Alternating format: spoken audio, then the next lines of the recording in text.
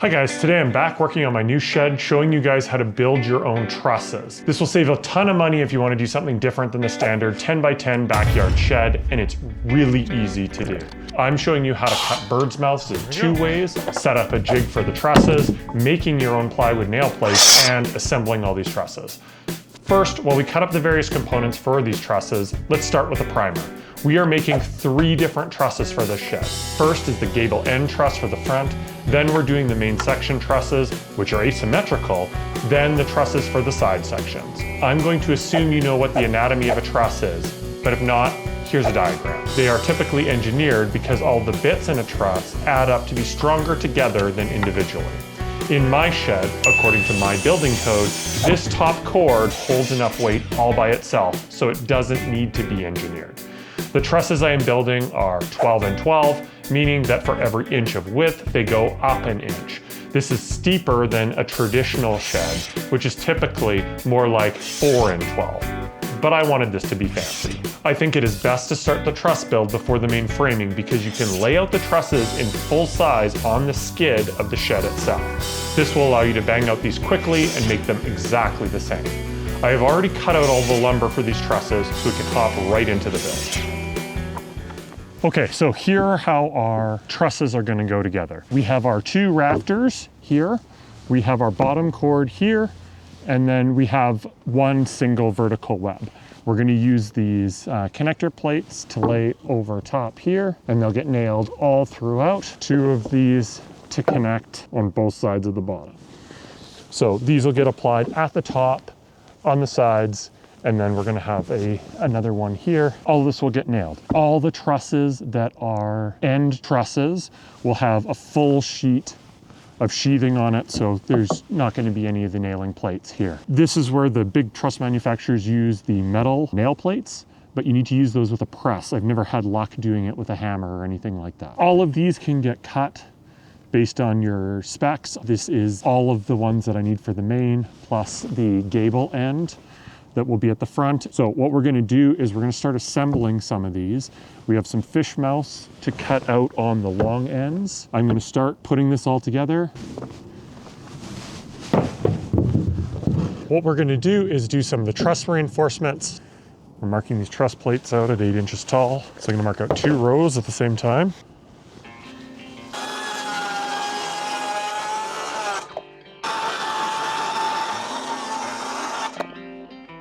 Since my trusses are just 12 by 12, I can cut them on the miter saw at 45 degrees. Okay, and then I can go like this. And I can give it a flip. 1, 2.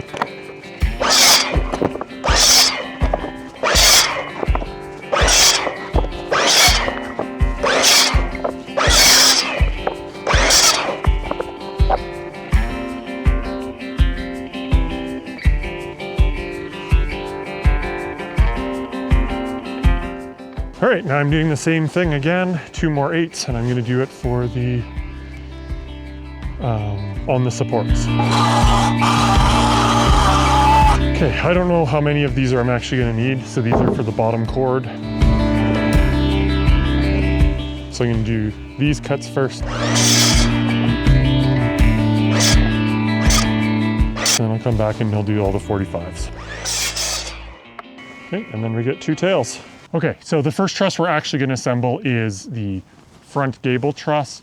It has a different size of rafter than the rest of them do. It is symmetrical where the other ones are not symmetrical, so we're going to do it first. So I'm just going to assemble this one, set this aside, and cut the tails off so that I can start on the rest. Now, you can see why I'm working on all these first, because I have a nice open area to do all these trusses. It is picky, it takes a lot of time. Framing the walls would be a lot faster and more satisfying, but it's better to get these done while you have a big open workspace. What I did is for this fixture, it just has blocks to support the back. So I'm gonna take my 2, throw them in here. This is not the right one.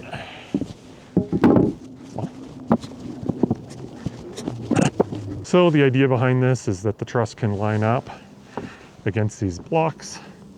The crown of it can hit that center line. I'm just using the plywood line as a center line. And it's lined up on the edge. So with it in here now, gonna throw one screw up at the top, make sure that's seated down there. This is the bottom of my 8-foot section, so I'm just gonna take this in. It's gonna get squared up with this plywood here. I'm gonna do the same thing. I'm gonna drive one screw into each area back here. Now, this should fit.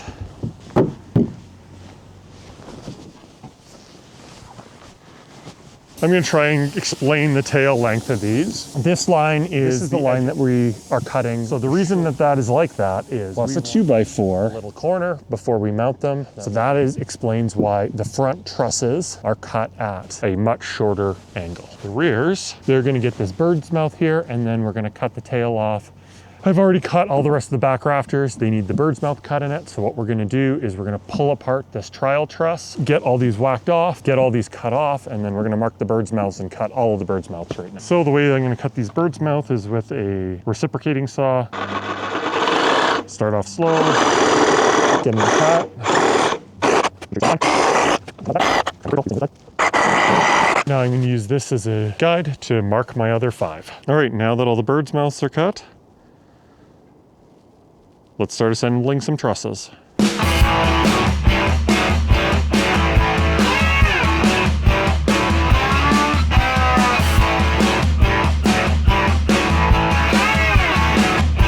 So what we're gonna do now is we're gonna repeat this for all of the trusses, and we'll come back when they're all assembled and talk about the reinforcement.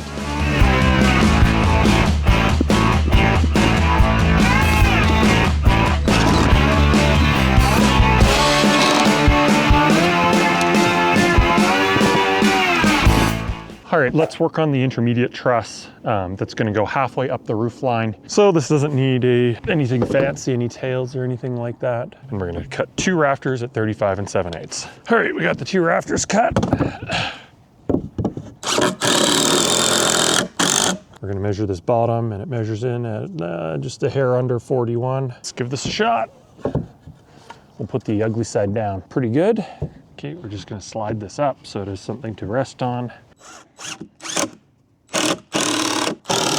Now, do I think that this actually needs a center board? No, I don't. But because this is going to be resting directly on a rafter, it's handy just to throw it in. Holding it. Okay, so there's one of our intermediate trusses done. We're laying out our shorty trusses for the sides now. So I need to put a 3-foot mark here. It needs to go here in our miter. Now, I've already marked the end of this.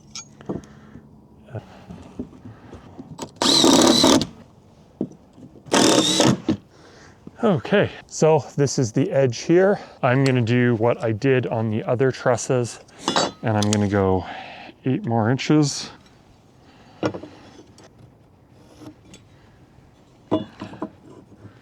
Get marked here for the fish mouth. So fish mouth, 8-inch span, which gives me a 6-inch overhang, which should be good. So now that this layout is done, I am going to cut 8 of these rafters, 2 for each side. All right, as with the other ones, the fish mouth is 8 inches up. It's a 2.5 by 2.5 fish mouth at 45 degrees. The overall length is 59.5, and that is from tip to inside there.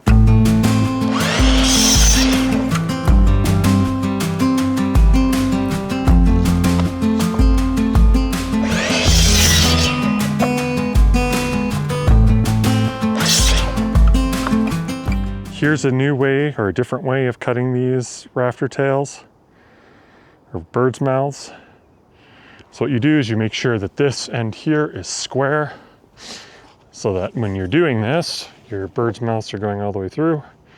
So you get them as good as you can. I'm gonna take this, I'm gonna mark the edge of the bird's mouth over all of the boards.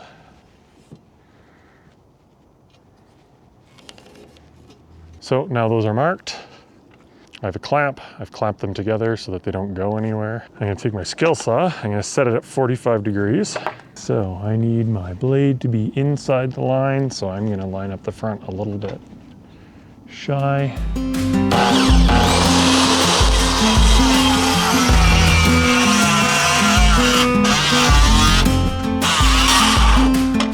one side cut.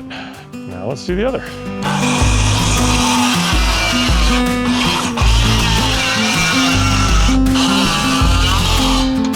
There we go.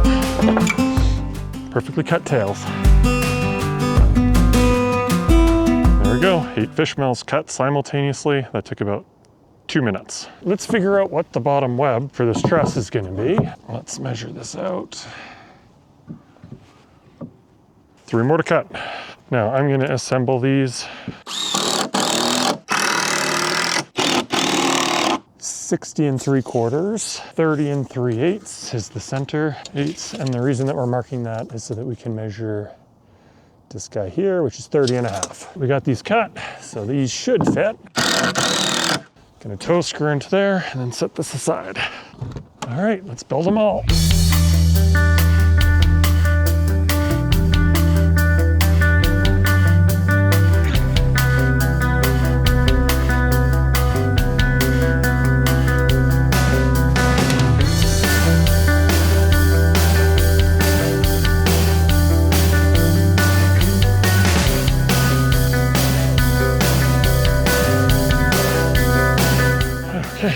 All right, all the trusses are assembled.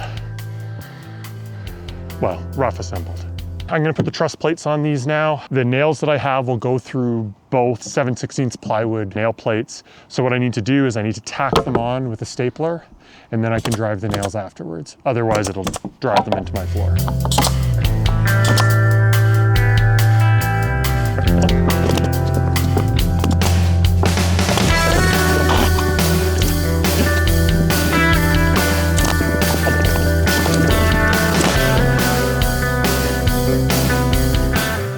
For the trusses that need plywood, it's their time.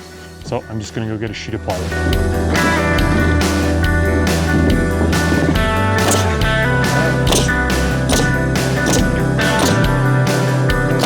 I am just going to use a Sawzall to cut it flush.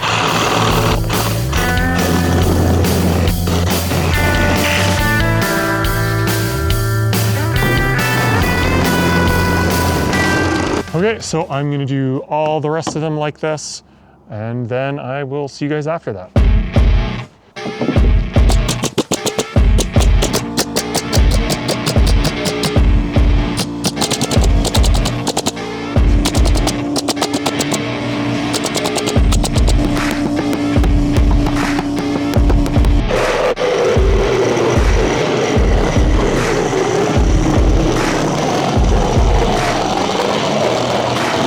Okay, so I finished all of the trusses. They're all nailed, I think. So all the plates are nailed with lots of nails into each member.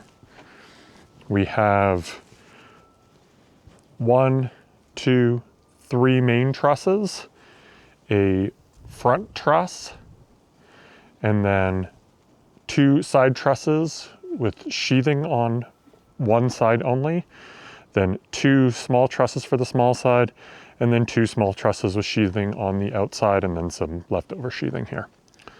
So that should be all the trusses done, ready to go up, and some will get attached to each other in different ways, but we'll cover that when we put the trusses up.